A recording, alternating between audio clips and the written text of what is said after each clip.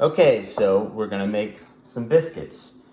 So before I talk about the actual ingredients, just a couple prep notes.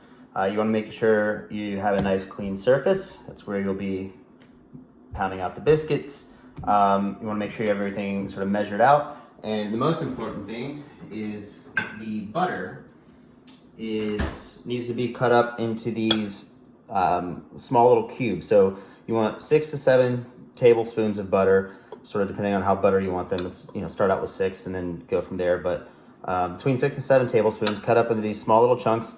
And then once you cut them up, you want to put them back in the fridge while you do everything else, because the butter needs to be really, really cold. The butter is very important.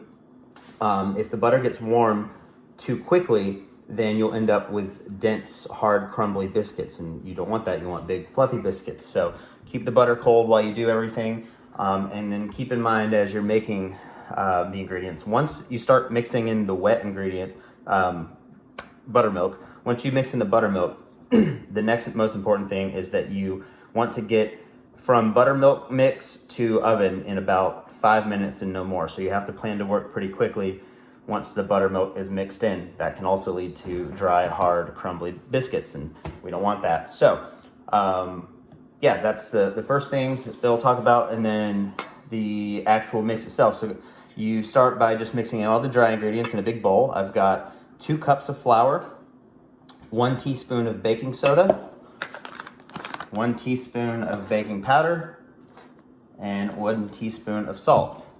So again, 2 cups of flour and a teaspoon of the other 3 dry ingredients, baking soda, baking powder, and salt. Just mix those up in the bowl.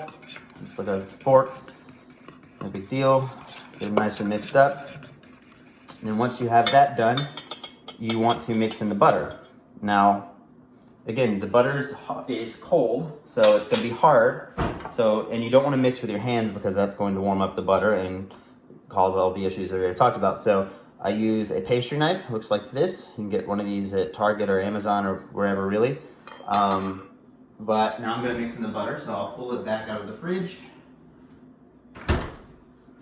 pop it into my mix, and take a pastry knife, and basically you just cut it up repeatedly. And you basically work it this way until you get to sort of a crumbly consistency with the butter. It doesn't have to be perfectly blended up and mixed up. It's not going to be really, really smooth. There's always going to be some chunks of butter in there, and that's okay. You just want to get the butter sort of evenly distributed throughout the mixture as best you can. So we're just going to cut that up for a minute. This part sort of takes a little practice. You just have to get a feel for it. And all this is being done, I've preheat the oven to 400 degrees. So it's getting warm behind me. And you're gonna bake these for 20 minutes at 400 degrees.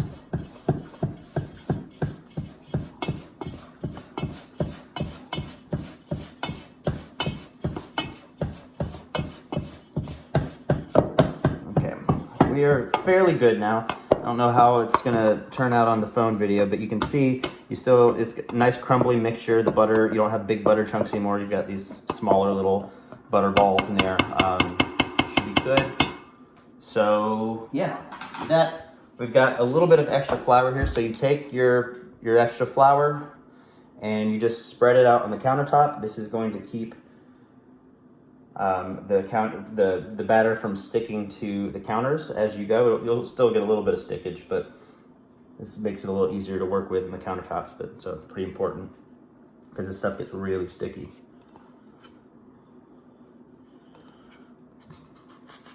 So yeah, got a nice even coat there, about the size of what our dough will end up being.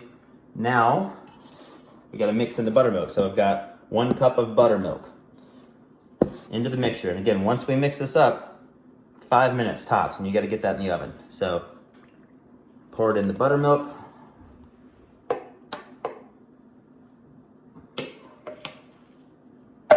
All right, take my fork.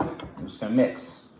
Again, this gets really sticky. I wouldn't use I definitely Wouldn't use your hands at this point. It'll stick all to your hands. I wouldn't use a big spoon, anything with like a lot of coverage to mix, because it's going to stick and you're going to lose a little bit of dough, and that's okay. But if you use like a big spoon, like a big ladle or something like that, you're going to lose a lot of dough because it's got a lot of surface area for dough to stick to. So we want to minimize that as much as possible. Get a nice mix. It doesn't have to be perfect here. It doesn't have to be completely mixed because we're going to fold it a couple times. Once you have a decent mix going, and you're going to use your hands a lot, so I think it goes without saying you want to wash your hands. Make sure everything you're working with is pretty clean here. So I'm going to take our dough, put it onto our flour. A little bit extra here, it needs to be mixed in, and then we're just going to fold it in a couple of times. And we're going to pat that in. It doesn't need to be nice and smooth. Some people will use a roller. That's just not really how I fly. Put a little bit of flour on your hands to minimize sticking again. Now you can start patting into the dough. And we're just going to mix it all up, flatten it out. We're going to fold it over. This is sort of how you get nice layers in your biscuits. If you roll them out, you're going to roll out the flaky layers, which is fine if that's what you want, but I like nice, like fluffy layers you can pull apart.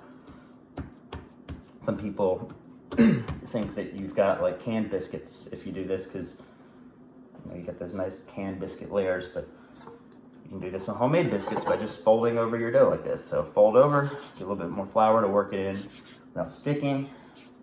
Fold it over and pat down. Get it to about a little less than an inch thick, maybe half an inch to 3/4 of an inch thick. And fold it over again. And basically you just want to fold it over a few times. Again, we don't want to work it too much with our hands because it warms up the butter and that makes more dense biscuits. So just be very quick and expeditious with this part. And just fold it over basically until you get all of the wet spots sort of mixed in. If you notice, as you go, the sticky and wet portions of the dough, it should get less sticky and less wet as you fold. But we'll do it this last time until you just get a sort of a feel for it. And I think we're good. Now we will take our biscuit cutter, put a little coating of flour on the biscuit cutter to again prevent sticking, and start cutting your biscuits. We'll get them onto the pan quickly. We want to get these in the oven now. Time is not on our side at this point.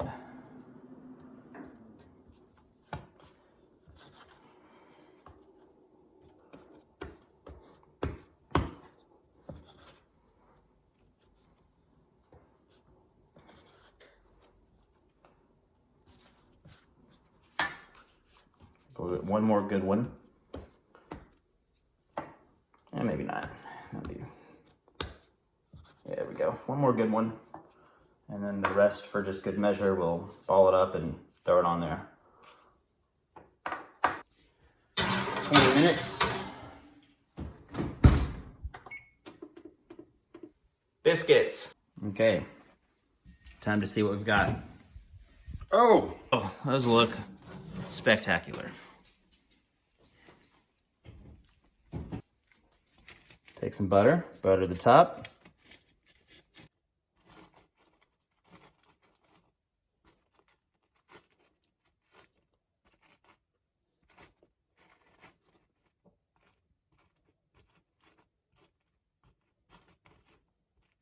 How'd we do?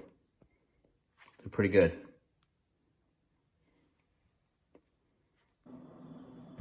Okay, let's see what happens when we break it open. Shouldn't crumble up. These nice, lovely, flaky layers. Looks so good. Because we are from the South and we love our butter. Let's just throw a little bit more in there in the middle. That's a delicious biscuit you won't find anywhere this side of the Mississippi.